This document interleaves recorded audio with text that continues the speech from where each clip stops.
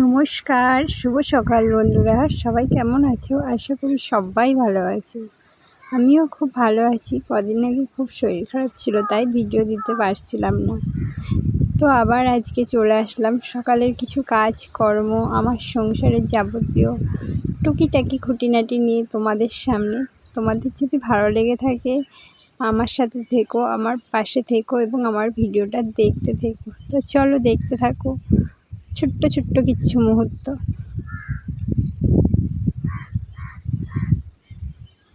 জীবন তো নিজ গতিতে সবসময় চলে যাচ্ছে, তাই না বন্ধুরা? সময়ের খাতায় এক একটা দিন নিজের থেকে ছুটে ছুটে পালিয়ে যাচ্ছে। সেই দিনটাকে যত সুন্দর করা যায় ততই মনে হয় কম। তো ছোট ছোট মুহূর্তের মধ্য দিয়ে কিছু জিনিস নিজের মধ্যে ভালো, নিজের মধ্যে খারাপ সব কিছু মানিয়ে গুছিয়ে নিয়ে সংসারটাকে গুছিয়ে নিয়ে চলার নামই তো জীবন, তাই চলছি এইভাবে।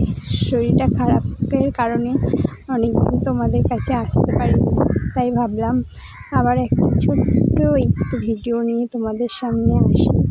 না আসলে ভালো লাগে না, মনটা পড়ে থাকে যে কখন একটু ভিডিও করব আর কখন একটু তোমাদের সামনে এসে দাঁড়াবো আমার এই ছোটো ছোটো সংসারের কাজকর্মগুলোকে তুলে ধরার জন্য।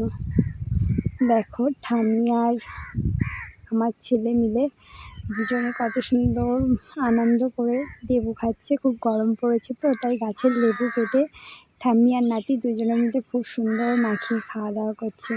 তা ভালো লাগলো, তাই তোমাদের সামনে একটু তুলে ধরলাম। দেখো,